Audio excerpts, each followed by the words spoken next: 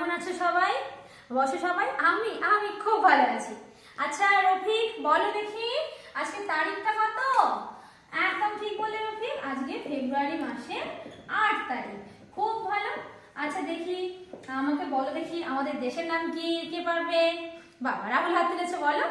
একদম ঠিক, ভারত। আর তিয়াশা, তুমি বলো আমাদের দেশ স্বাধীনতা দিবস কবে বলো তো আমাদের? তুমি বলতে পারবে আমাদের স্বাধীনতা দিবস কবে? হ্যাঁ একদম ঠিক, 15ই আগস্ট, তাই তো? জানো, আমি এই যে স্বাধীনতা দিবসের কথা বললাম, আমাদের দেশ ভারত কিন্তু একদিনে স্বাধীনতা অর্জন করেনি।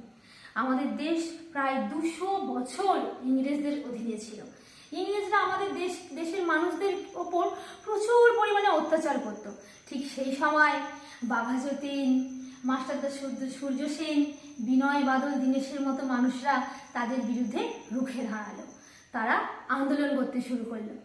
কিন্তু আরও একদল তরুণ তরুণী সেই সময় বসে থাকেনি। তারা কি করলো জানো? তারা তাদের লেখার মধ্য দিয়ে দেশপ্রেম জাগিয়ে তুললো মানুষের মধ্যে। ঠিক যেমন বিশ্বকবি রবীন্দ্রনাথ ঠাকুর, কবি কাজী নজরুল ইসলাম, এনারা কিন্তু মানুষের মধ্যে স্বদেশ প্রীতি জাগ্রত করলো।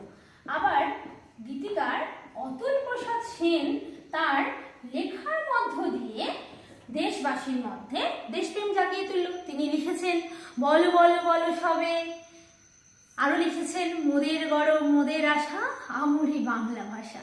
ঠিক সেই রকমই তার লেখা একটি গান তোমাদের পাঠ্য বইতেই রয়েছে।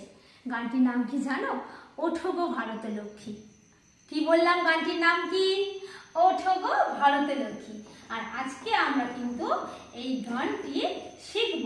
আর গানটি কার লেখা বললাম? দেখি কে বলতে পারে? বাবা শাহিদা বলবে, বলো।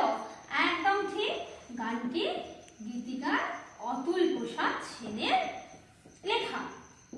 আচ্ছা, আমি এই গানটি গাইবো, তোমরা আমার সাথে সাথে এই গানটি শিখবে, সবাই মিলে পড়বে, ঠিক আছে? চলো।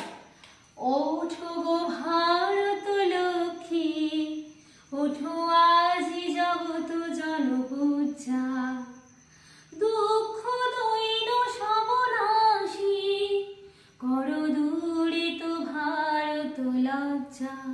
এবার আমার সাথে করো। ওঠো গো ভারত লক্ষ্মী, ওঠো আজি জগত জনপূজা।